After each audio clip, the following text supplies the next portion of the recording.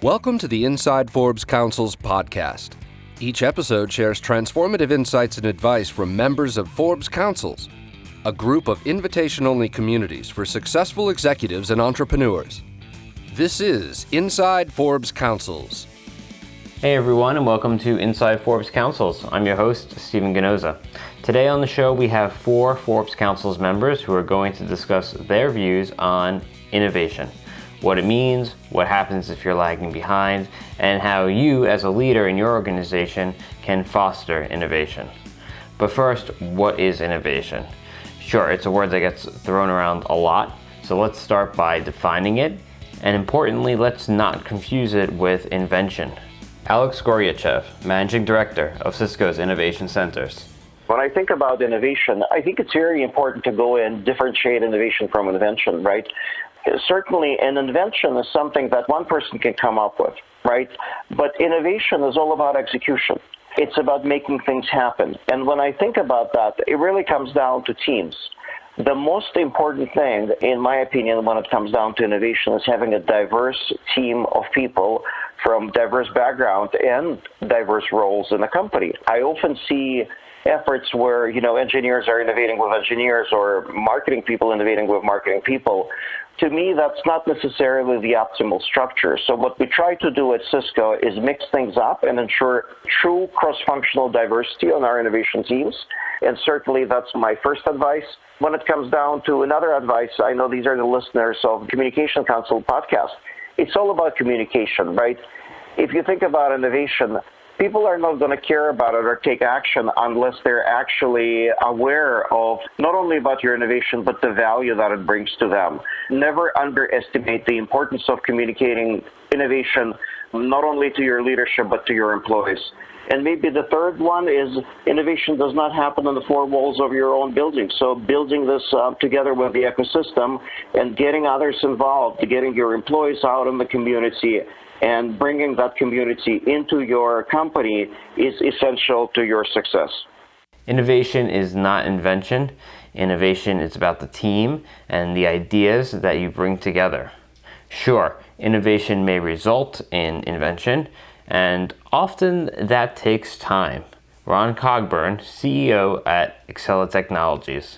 People tend to think of innovations as major sea change moments where some fantastic new idea makes it onto the scene to forever change the world as we know it. In my experience, innovations are actually the product of a slow, incremental march toward improvement, based on short-term needs in the immediate future. Small problems suggest small solutions, and in this process, this is repeated until the road has been paved for a whole new way of doing things. In business, this process of slow improvement is usually driven by factors internal to the company, until leadership recognizes or realizes that customers are ultimately the ones that can benefit most, which of course will benefit the company as well. We often see this play out in business automation. The initial investment can be made to cut cost or drive efficiency, but as soon as it becomes clear that automation can become a powerful innovation engine when it is applied in the right ways. The challenge is to figure out what ways are best. It's here that these things can go very well or very badly for the prospective automator. My advice, take a strategic approach to automation if you want to cultivate innovation in the process. How do you do that? Consider starting in your finance department. Automating processes like bill presentment, accounts payable, remittance processing, and T&E can lead to faster revenue cycles, deep discounting, real-time data refresh, and which in turn will improve liquidity and the financial decision-making in a more agile business overall. A major part of innovation is being in a position to capitalize on an opportunity when it comes your way. Automating your F&A functions is a great way to position yourself to do that. A second area worth exploring is communications. You can unify your communication channels through digitization and automated processing so that your teams are always on the same page and your business intelligence is optimized. Start with digitizing your mail. Your white mail will become emails. Data can be combined with other communication channels.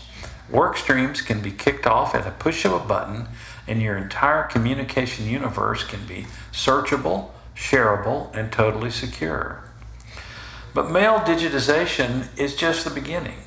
Automated document digitization can unlock business potential throughout your organization. Moving away from paper-based workflows saves labor, time, storage space, and ultimately money. Even better, improved data management through digitization opens the door to advanced analytics, a better sharing, a better understanding of your customer base, and potential market insights that can spur major innovations down the line. This is Inside Forbes Councils. We'll be right back. Are you a successful executive or entrepreneur with insights to share? Learn more about our invitation-only communities at ForbesCouncils.com. Forbes Councils members have the opportunity to collaborate with fellow business leaders to overcome challenges and create new opportunities. Members also have access to support benefits that help them save time and money, and a platform, Community Voice, on Forbes.com, through which they can amplify their voices and exchange ideas. See if you qualify at ForbesCouncils.com. Innovation. So far we've had Alex Goryachev of Cisco explain the difference between innovation and invention. Ron Cogburn of Exela Technologies made clear that innovation can take time and is often the result of streamlining many different areas of your business. But what happens if you feel like you're falling behind? It may seem like it's too late to enact changes to your company, but this may not be the case. Masha Sharma, CTO and co-founder of RealAtom. If you are in a company or industry that's failing to innovate, here's some advice on how to seize that opportunity based on my own experience with startups, technology, and our clients. First, do your homework. If you're going to be a champion for change, look for success stories in industries or companies facing similar challenges and learn from their mistakes. Talk to people from other industries. Don't be shy to ask them to share how they handle similar problems. Second, start small with a pilot. Look inside your company for a pocket of innovators, a small team of people who are eager to innovate and can be tasked with things that are not overly high profile. Test drive your ideas with a pilot. Learn from your failures, adjust, and continue iterating until you get it right. Third, don't try to build your tech solution in-house. Instead, look around to see what others are using. Proprietary systems are expensive to build and even more expensive to maintain. Third-party solutions keep you agile, flexible, and current. Fourth, when you figure out what works, scale up to other teams. Work out all the kinks, build a repeatable process and procedures, and only then consider enterprise-level adoption. Innovation and disruption are here to stay. If you're smart about it, you can seize the opportunity to ride next wave of innovation and do more of what you're good at. If you run from it, you'll fall further behind, and that's a bad place to be. Of course, leadership has a role in driving innovation in an organization.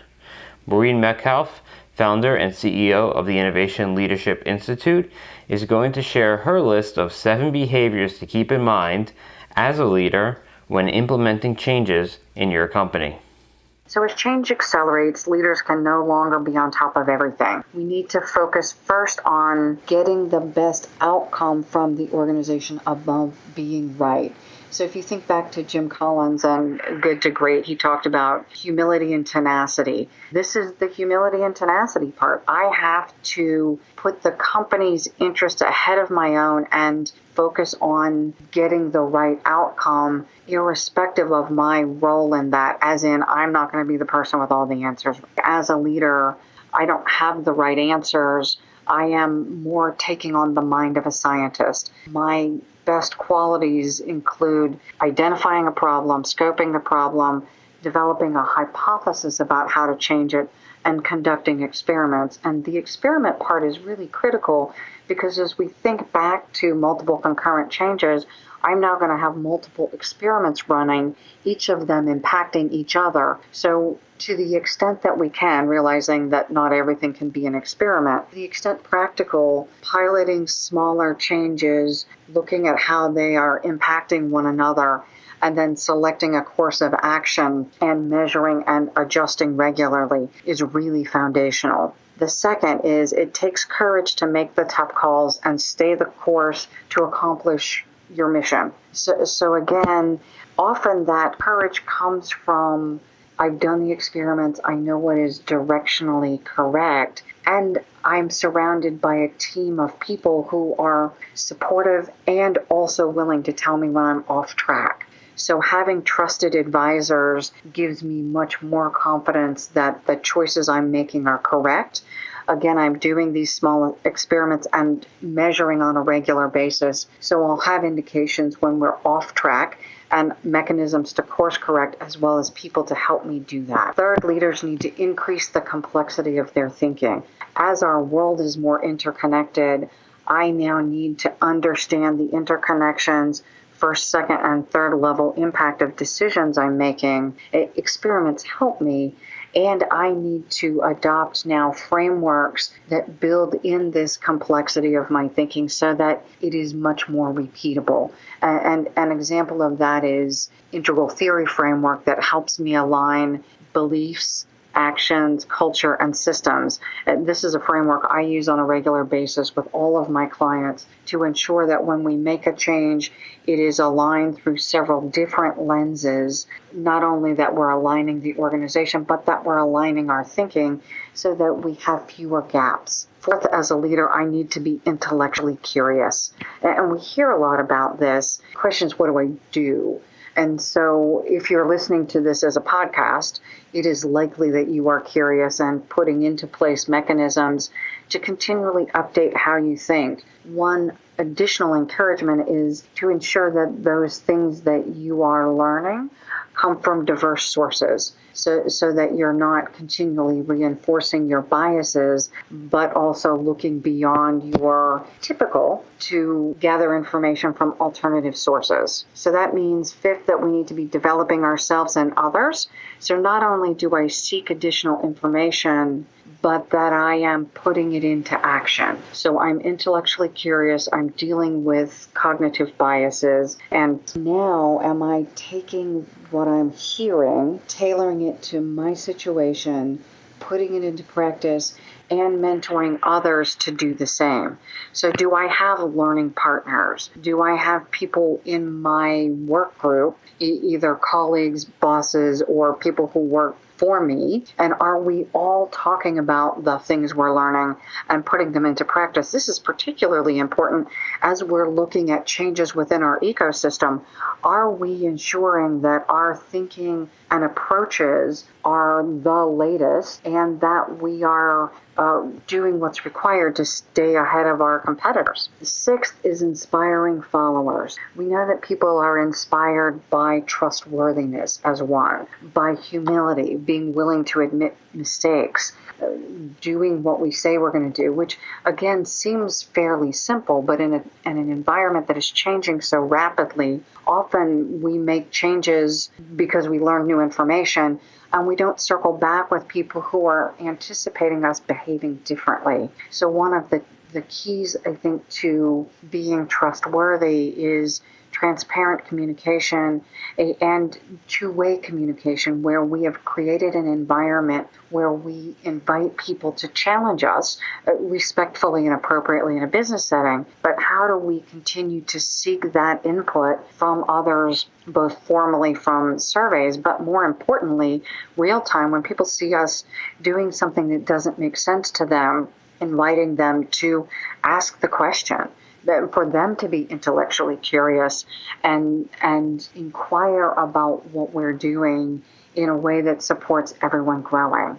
And then finally, leaders need to learn from diverse points of view. So are we collaborating with people who look differently than us, think differently than us, behave differently than us? It could be a right brain, left brain question. It could be a socioeconomic question.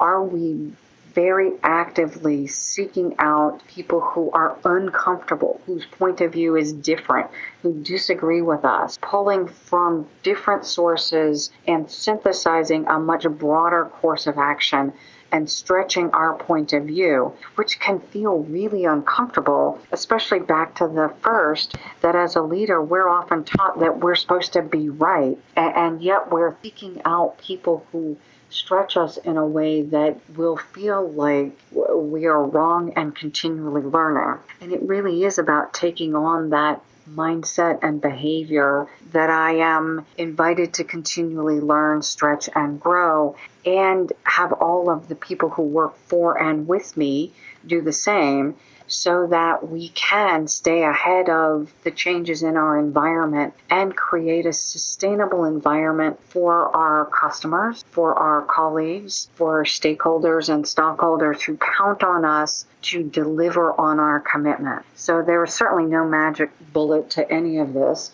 It takes a lot of hard work. And yet the payoff is, as leaders at this point in time in history, we are facing bigger challenges which translate to bigger opportunities to make a change and leave a legacy for upcoming generations to come. It's the decisions and the actions we take now that will influence those beyond us in a way that our forefathers were not able to do. So I invite everyone to consider innovating your leadership mindset along with your behaviors as the foundation for creating a culture, systems and processes, and an overall organization that is able and encouraged to evolve regularly. Thank you for listening.